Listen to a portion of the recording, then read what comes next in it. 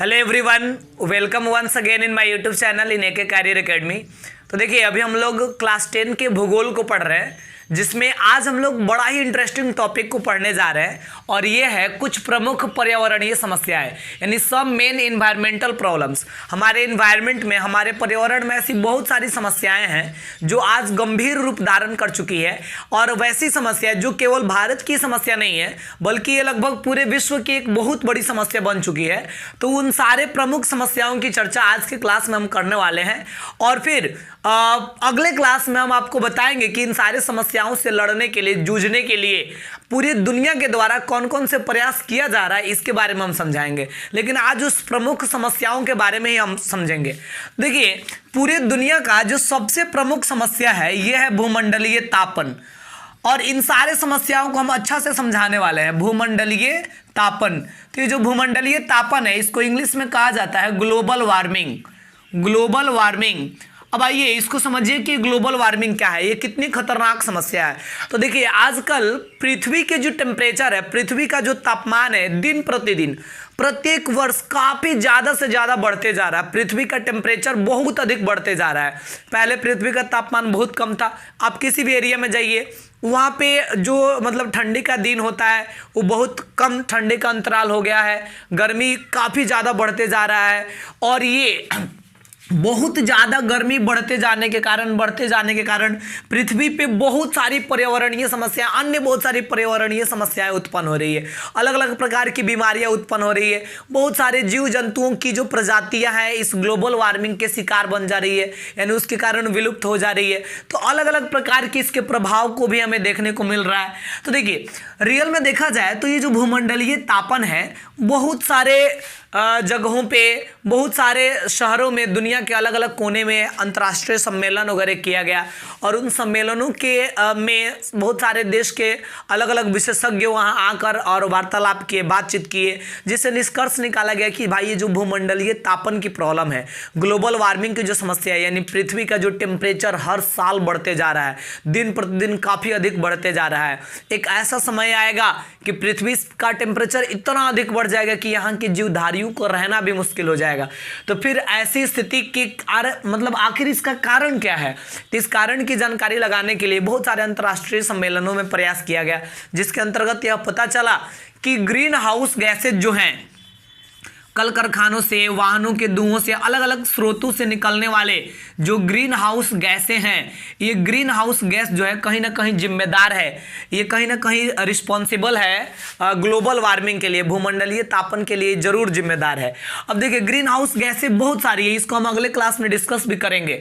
अगले वीडियो में इसके बारे में अच्छा से डिस्कस करेंगे। मेथेन होगा, कार्बन डाइऑक्साइड होगा। तो ये सारे ऐसे गैसेज हैं जो वायुमंडल में जितना अधिक फैलेगा, पृथ्वी का जो टेम्परेचर है वो और अधिक बढ़ते जाएगा और ये बहुत सारी समस्याओं का रूप धारण करेगा।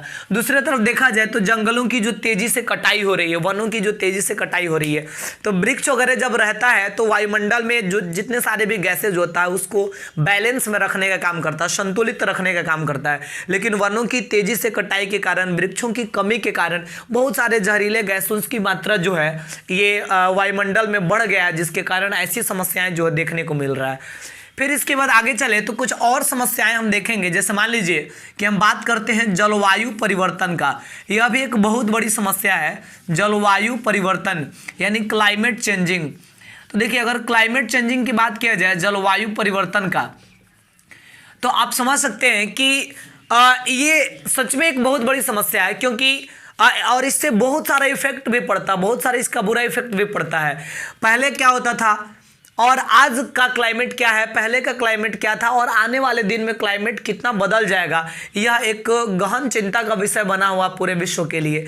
बिकॉज अब देखिए, कृषि पद्धति जो है, एग्रीकल्चर सिस्टम, आप उसमें समझ सकते हैं कि अगर मान लीजिए कि वर्षा ऋतु की शुरुआत अगर किसी महीना में हो रहा है, अगर आने वाले एक शताब्दी के बाद वर्षा ऋतु का शुरुआत जो है एक महीना लेट से होने लगे, चाहे एक महीना पहले ही हो जाए, तो ऐसी समस्या जब आएगा तो इसको हम कहेंगे कि जलवायु परिवर्तन हो रहा है, क्लाइमेट में भी चेंजिंग आ रहा है। तो क्लाइमेट चेंजिंग से कृषि पद्धति में तो परेशानी होती ही है, उसमें तो समस्याएं उत्पन्न होता ही है, और भी ये इन्वायरमेंट के लिए भी बहुत बड़ा मतलब समस्या उत्पन्न कर सकता है जलवायु परिवर्तन। तो देखिए भूमंडलीय तापन और जलवायु परिवर्तन ये अपने आप में बहुत बड़ी समस्या है।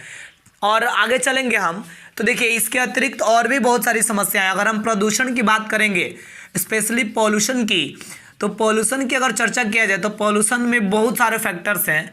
जैसे मान लीजिए कि जनरली जब पॉल्यूशन की बात आती है तो जनरली हम बात करते हैं जल प्रदूषण की, वाटर पॉल्यूशन, उसमें हम बात करते हैं वायु प्रदूषण की यानी एयर पॉल्यूशन, और इसमें हम बात करते हैं ध्वनि प्रदूषण की यानी साउंड पॉल्यूशन। तो ये तीनों प्रदूषण की जो समस्या है ये आजकल जो है काफ़ी गंभीर रूप धारण कर चुकी है। तो देखिए सबसे पहले हम बात करते हैं वाटर पॉल्यूशन की। तो जो वाटर पॉल्यूशन है यानी जल प्रदूषण, यह एक गंभीर समस्या है आज के समय के अनुसार अगर देखा जाए तो। बिकॉज देखिए रियल में होता क्या है कि घरों से निकलने वाला जो कूड़ा कचरा है, अपशिष्ट पदार्थ है, या कल कारखानों से निकलने वाला जो केमिकली रासायनिक अपशिष्ट पदार्थ है, उसको लोग नदी के जल में, तालाब के जल में ऐसे विसर्जित कर देते हैं। तो उससे नदियों का, तालाबों का जल जो है काफ़ी प्रदूषित होता है।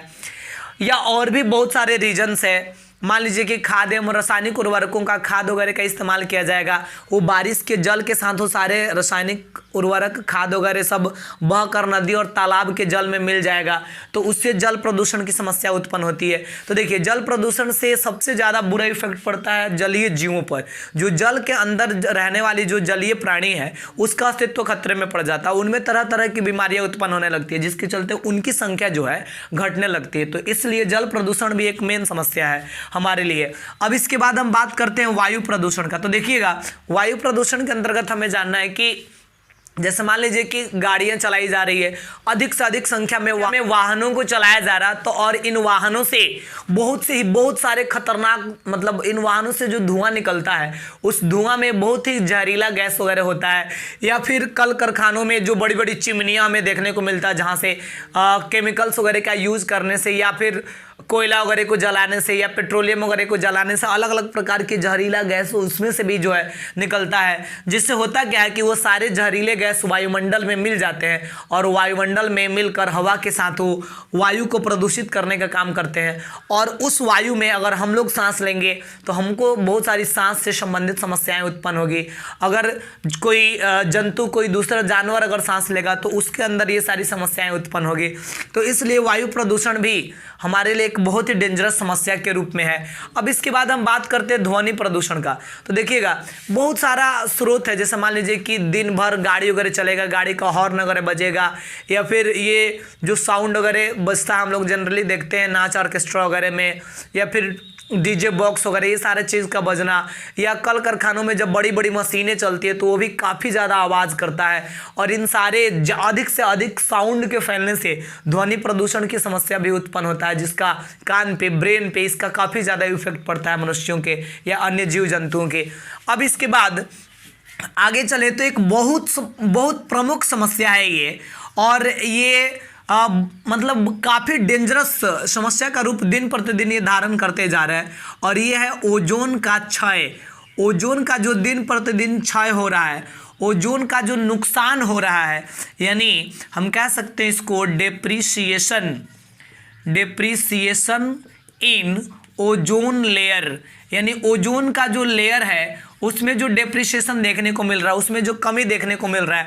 तो देखिए इसका मतलब हम आपको समझाते वास्तव में क्या है। जैसे मान लीजिए कि अर्थ है, ये पृथ्वी है, तो पृथ्वी से आप ऊपर जाइएगा तो पृथ्वी के ऊपर ये सारा वायुमंडल है। तो वायुमंडल को 5 भागों में बांटा गया है, जिसमें सबसे नीचे वाले को कहते हैं क्षोभ मंडल।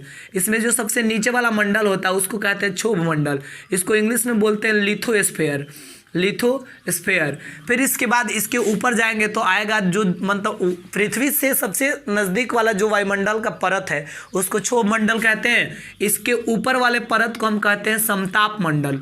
ठीक है, समताप मंडल को इंग्लिश में कहा जाता है स्ट्रेटोस्फेयर। समताप मंडल के आगे जाएंगे 5 गो टोटल परत है। तो ये वाला देखिए तीसरा परत, यानी बीच में, इधर दुगो, तो ये बीच वाला परत है, तो इसलिए इसको हम क्या कहेंगे, मध्य मंडल, चूंकि बीच वाला है। इसको इंग्लिश में कहा जाता है मीजोस्फेयर। फिर इसके बाद आगे जाइएगा आप तो इसके बाद आएगा आयन मंडल। तो ये जो आयन मंडल है, आयन मंडल को इंग्लिश में बोलते हैं आयनोमंडल। आयनोस्फेयर इसको जो है इंग्लिश में हम कहेंगे। और आगे चले तो लास्ट में चूंकि सबसे बाहर है इसलिए इसको बाह्य मंडल कहते हैं, यानी एक्सोस्फेयर। ठीक है, तो ये मान लीजिए कि वायुमंडल का इतना सारा परत हो गया। अब इसमें क्या है कि ये जो समताप मंडल है यानी क्षोभ मंडल के बाद वाला, यानी वायुमंडल का ये दूसरा ही परत है, क्षोभ मंडल के बाद वाला जो परत है समताप मंडल। तो समताप मंडल में ऑक्सीजन के 3 परमाणुओं के मिलने से जो अणु का निर्माण होता है इसी को ओजोन कहते हैं। ऑक्सीजन के 3 परमाणुओं के मिलने से जो अणु बनता है, जो मॉलिक्यूल बनता है, उसी को हम ओजोन कहते हैं। तो समताप मंडल में ओजोन का एक लेयर बन गया है, मतलब ओजोन का, जैसे मान लीजिए कि इतना दूर तक ओजोन का एक लेयर बन गया, ओजोन का एक परत ही बन गया, और ये बहुत दूर तक ओजोन का एक लेयर बना है कई किलोमीटर में। अब और ओजोन का लेयर कहाँ है? समताप मंडल में बना है, मतलब क्षोभ मंडल और समताप मंडल जो वायुमंडल का दूसरा परत है उसी के अंतर्गत जो है ओजोन के लेयर का निर्माण हुआ है। तो देखिए ओजोन का लेयर हमारे लिए किस प्रकार ज़्यादा उपयोगी है। तो जैसे मान लीजिए कि ये सन है, तो सूर्य से प्रकाश की किरणें जो निकलती है, सूर्य से जो प्रकाश की किरणें निकलती है इसमें एक ऐसा रेज निकलता है, एक ऐसा प्रकाश का किरण निकलता है जो हमारे लिए बहुत खतरनाक है, और इस प्रकाश की किरण का नाम है यूवी रेज। इसका पूरा नाम होगा अल्ट्रा वायलेट रेज ही होता है। इसको हिंदी में बोलते हैं पाराबैंगनी किरणें। तो ये सूर्य से निकलती है पाराबैंगनी किरणें यानी अल्ट्रा वायलेट रेज, और जब वो अल्ट्रा वायलेट रेज पृथ्वी की तरफ आती है, वायुमंडल में जब आती है, तो ये जो ओजोन का लेयर बना है ना वायुमंडल में, करता क्या है कि इन पारावैंगनिक किरणों को, यूवी रेज को जो सूर्य से आ रहा है उसको ऑब्जॉर्ब कर लेता है, उसको अवशोषित कर लेता है, माने सोख लेता है, और वो पृथ्वी पर पारावैंगनिक किरणों को नहीं पहुंचने देता। और ये पारावैंगनिक किरणें यानी यूवी रेज इतना ज़्यादा डेंजरस होता है कि अगर ये पृथ्वी पे पहुंच जाए तो अगर हमारे आँख पे वो प्रकाश का किरण पड़ेगा तो आँख में मोतियाबिंद जैसी समस्या, आँख पर अगर पड़ेगा पारावैंगनिक किरणें तो ये मोतियाबिंद जैसी समस्या उत्पन्न होगा। मोतियाबिंद आपको बता दें आँख में होने वाले बहुत डेंजरस रोग है। मोतियाबिंद जब होता है ना तो आंख में जो नेत्र लेंस है, आंख में जो लेंस लगा उसका पारदर्शिता खत्म हो जाता है, मतलब उसमें देखने की लेंस से प्रकाश की किरणें पार नहीं कर पाएगा, मतलब उसका पारदर्शिता खत्म कर देगा, हम किसी वस्तु को देख ही नहीं पाएंगे अगर मोतियाबिंद हो जाएगा तो। और दूसरी चीज़, अगर चमड़ा वगैरह पे पड़ रहा है, त्वचा वगैरह पे पड़ रहा है, तो फिर त्वचा के अंदर, चमड़ा के अंदर घाव बनाने लगेगा, त्वचा कैंसर वगैरह की समस्या उत्पन्न होने लगेगी, और धीरे धीरे पृथ्वी पर से सारी जीवधारियों का अस्तित्व समाप्त होने लगेगा।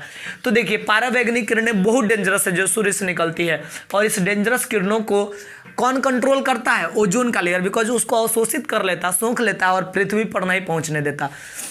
लेकिन समस्या ये है कि जो ओजोन का लेयर है इसमें दिन प्रतिदिन इसका नष्ट होते जा रहा है, दिन प्रतिदिन ओजोन के लेयर में छिद्र होते जा रहा है, इसमें मतलब इसमें कमी होते जा रहा है, डिप्रिसिएशन होते जा रहा है, ओजोन का लेयर और पतला पतला बनते जा रहा है। सोचिए जिस दिन ओजोन के लेयर में पूरा होल हो गया, पूरा छिद्र हो गया, तो उस दिन क्या होगा कि जो यूवी रेज है, सूर्य से निकलने वाली जो परावैंगनिक किरणें हैं वो डायरेक्टली पृथ्वी पर पहुंचेगी और यहाँ के रहने वाली जीवधारियों पर बहुत बड़ा खतरा उत्पन्न होगा। तो इसलिए हमें ओजोन लेयर को बरकरार रखने की पूरी कोशिश करनी चाहिए। अब देखिए ओजोन लेयर का जो नष्ट हो रहा है इसमें सबसे प्रमुख रीजन क्या है, सबसे प्रमुख कारण क्या है ओजोन लेयर नष्ट होने का? तो आप नाम सुने होंगे, एक गैस है जिसका नाम है CFC, क्लोरोफ्लोरोकार्बन जो गैस है, ये गैस देखिए फ्रिज में भरा जाता है, एसी वगैरह में जो होता है, फ्रिज वगैरह या एसी जो ठंडा करने वाला उपकरण होता है उसमें इस गैस को भरा जाता है। आप फ्रिज खोलेंगे ना तो फ्रिज में से एक ठंडा सा हवा वगैरह निकलता है, उसमें गैस भरने के कारण होता है, CFC गैस के कारण। और वहीं फ्रिजों में जब CFC खत्म हो जाता है ना तो वस्तु को, अलग अलग पदार्थों को जो उसमें रखते हैं उसको ठंडा करना खत्म कर देगा, तो हमको फिर से CFC गैस उसमें भरवाना पड़ता है। तो ये CFC गैस निकल कर वायुमंडल में जब जा रहा है तो जब ये ओजोन के लेयर तक पहुंच रहा है तो ओजोन के लेयर को ये नष्ट करने में सहायता प्रदान कर रहा है। साथ ही साथ हम लोग जो पटाखे छोड़ते हैं, हम लोग जो बम वगैरह छोड़ते हैं, मतलब वो सारी चीज़ें जो होती हैं वो भी कहीं ना कहीं ओजोन के लेयर को नुकसान पहुँचाने में सहायक होती है। तो इसलिए ऐसे चीज़ों से हमें दूर रहने की कोशिश करना चाहिए ताकि ये बहुत बड़ी समस्या जो फ्यूचर में आने वाली है उससे हम आसानी से बच सकें। अब इसके बाद आगे चले तो आप समझ सकते हैं कि ओजोन लेयर में जो डिप्रिसिएशन हो रहा है ये कितना बड़ा समस्या है पृथ्वी के लिए। आगे चले तो कुछ और चीज़ों की हम चर्चा करेंगे, जैसे मान लीजिए कि हम बात करते हैं मृदा अपरदन का। मृदा अपरदन, मृदा अपरदन की बात किया जाए तो इसको इंग्लिश में बोलते हैं सॉयल इरोजन। तो देखिएगा ये क्या है, तो इसके अंतर्गत क्या होता है कि अलग अलग कारणों से, जैसे मान लीजिए कि समुद्रिक लहरें हैं या गतिशील वायु है, बहुत तेजी से हवा बह रहा है, बहुत तेजी से समुद्र की जल की लहरें आ गई, या जल गतिशील जल जो है, मान लीजिए कि कभी बाढ़ वगैरह आया या बारिश के जल से गतिशील जो जल है, या और भी इसके बहुत सारे रीजन हो सकते हैं। उन कारणों से मिट्टी जो होती है ना, मतलब एक स्थान पर की मिट्टी वह कट कर और दूसरे स्थान पे स्थानांतरित होकर चली जाती है, दूसरे स्थान तक वो पहुंच जाती है। तो इस समस्या को हम क्या कहते हैं, मृदा अपरदन कहते हैं। और मृदा अपरदन होने से हुआ क्या है कि पृथ्वी का, धरती का जो लेवल है वो दिन प्रतिदिन नीचे होते जा रहा है। तो इसलिए यह भी हमारे लिए एक प्रमुख समस्या के रूप में है, तो इस पर भी हमें ध्यान देने की आवश्यकता है। एक लास्ट और हम लोग पर्यावरणीय समस्या देखेंगे और ये है अम्लीय वर्षा। अम्लीय वर्षा की भी हम लोग चर्चा कर लेंगे। अम्लीय वर्षा को इंग्लिश में बोलते हैं एसिडिक रेन। एसिडिक रेन, ये क्या है अम्लीय वर्षा, समझिएगा। अम्लीय वर्षा की अगर बात करें तो देखिए, जब वर्षा होती है और वर्षा के साथ कुछ खतरनाक अम्ल भी वर्षा के जल के साथ जब धरती पर आता है तो उसको अम्लीय वर्षा कहते हैं। और ऐसा कैसे होता है, इस चीज़ को हम समझाते हैं। अम्लीय वर्षा वाली जो बात है इसको आप थोड़ा ध्यान से समझें और देखिए कितना इंटरेस्टिंग है, आपको समझ में भी आ जाएगा। होता क्या है कि जैसे हम लोग गाड़ियाँ चलाते हैं, मोटर गाड़ी है या अलग अलग प्रकार के वाहन चलाते हैं, तो इन वाहनों में जो इन वाहनों से धुआं निकलता है उसमें होता है कार्बन मोनोऑक्साइड। कल कारखाने जो चलाते हैं, कल कारखानों से, उद्योगों के चिमनियों से जो धुआं निकलता है उसमें होता है कार्बन मोनोऑक्साइड, उसमें होता है सल्फर डाइऑक्साइड। तो ये सारे गैस जो है ना, ये बहुत जहरीला गैस है। अब आप सोचिए कि ये सारे गैस मिलेंगे कहाँ, ये सारे गैस जाएंगे कहाँ, तो कार्बन मोनोऑक्साइड है या सल्फर डाइऑक्साइड है, ये सारा वायुमंडल में जाएगा। तो वायुमंडल में जाएगा और वायुमंडल में जलवाष्प है, यानी वायुमंडल में जलवाष्प के कण है, जलवाष्प के कारण तो बारिश होती है। तो वायुमंडल में जलवाष्प है, तो जल का सूत्र क्या होता है, H2। तो ये जो कार्बन मोनोऑक्साइड है, जब ये H2 से रिएक्शन करता है तो ये बना देता है H2CO3। ये क्या बना देता है, H2CO3। और SO2 मतलब जो सल्फर डाइऑक्साइड है, ये जब जलवाष्प से रिएक्शन करता है तो ये बना देता है H2SO4। अब ये जो एसिड आपको दिख रहा है ना, ये भी एक एसिड है, ये एक अम्ल है। इस अम्ल का नाम है कार्बोलिक अम्ल, ये कार्बोलिक एसिड है। और नीचे ये जो निर्माण हुआ ये है सल्फ्यूरिक अम्ल, यानी ये सल्फ्यूरिक एसिड है। और आपको पता ही होगा कि ये जो दोनों एसिड है, कार्बोलिक एसिड और सल्फ्यूरिक एसिड, ये दोनों बहुत ही जहरीला अम्ल है, बहुत खतरनाक अम्ल है। आप इसी से अंदाज लगाइए कि सल्फ्यूरिक अम्ल का यूज किया जाता है तेजाब बनाने में, और कार्बोलिक अम्ल तो फिनॉल वगैरह के रूप में इसका इस्तेमाल होता है। तो ये बहुत हानिकारक और बहुत डेंजरस, तीव्रनाशक ये अम्ल होता है। और सोचिए कि ये सारे गैसेस जलवाष्प के साथ मिलकर वायुमंडल में ऐसे अम्ल का निर्माण कर दिए, और जब बारिश होगा तो ये खतरनाक अम्ल जो है बारिश के जल के माध्यम से धरती पर आएगा, और धरती पर आएगा और फिर वही बारिश का जल नदी तालाब में पहुंचेगा, और इसी अब नदी तालाब का जल क्या होगा, इससे प्रदूषित हो जाएगा। यानी जल में अब ऐसे जहरीले अम्ल की मात्रा बढ़ गया। अब सोचिए, जलीय जीव को तो जल में ही सांस लेना है, तो जलीय जीव जब जल में सांस लेंगे और जल में जहरीला गैस, जहरीला अम्ल मिल गया है, और उस जहरीले अम्ल जब जलीय जीवों के शरीर में प्रवेश करेगा तो उससे जलीय जीवों के अस्तित्व पे खतरा होगा। वे अब समाप्ति के कगार पे धीरे धीरे पहुंचने लगेंगे। इसलिए मतलब ऐसे खतरनाक समस्या से हमें बचना जरूरी है। तो इसलिए हम कह सकते हैं कि अम्लीय वर्षा, और देखिए एक दूसरी तरफ देखा जाए तो अम्लीय वर्षा के कारण जो बड़े बड़े भवनों के, मकानों की जो सुंदरता है वो भी नष्ट हो रही है। आप सुने होंगे ताजमहल जो है, ताजमहल का सुंदरता आजकल कम होते जा रहा है दिन प्रतिदिन। इसका एक प्रमुख कारण है अम्लीय वर्षा। ताजमहल का जो रंग है पीला पड़ते जा रहा है, पीले रंग में वो बदलते जा रहे हैं, क्योंकि वहाँ बहुत ज़्यादा अम्लीय वर्षा होती है। और अम्लीय वर्षा होने के चलते अम्ल के प्रभाव से उसकी दीवारों, मतलब जो संगमरमर की दीवारें बनी है वो भी अपना सुंदरता खोते जा रहा है। तो ये अम्लीय वर्षा भी एक प्रमुख समस्या है। तो देखिए, पर्यावरण की जो प्रमुख समस्याएं हैं उसमें से कुछ समस्याओं की हम लोग चर्चा आज के वीडियो में किया। उम्मीद की कि आपको ये समझ में आया होगा। तो आप इस वीडियो को लाइक करें और अधिक से अधिक लोगों के पास शेयर करें, ताकि सारे लोगों को मालूम चले कि हमारे पृथ्वी की या फिर हमारे देश की या पूरे दुनिया में ये कौन कौन सी मेन इन्वायरमेंटल प्रॉब्लम है जिसे हमें फेस करना है, और इससे हम पृथ्वी को बचाएं नहीं तो आने वाले समय में, आने वाले फ्यूचर में पृथ्वी के लिए एक बहुत बड़ा संकट के रूप में ये सामने आएगा। तो आज हम इतना ही रहने देंगे और अगले वीडियो में हम आपको बताएंगे कि इन सारे समस्याओं को कंट्रोल करने के लिए पूरा दुनिया कैसे प्रयास करती है, कौन कौन से अंतर्राष्ट्रीय सम्मेलन किया गया है और उसमें कौन कौन से बातों पर पहुंचा गया, क्या क्या निष्कर्ष निकाला गया है, उसको हम अगले वीडियो में समझाएंगे।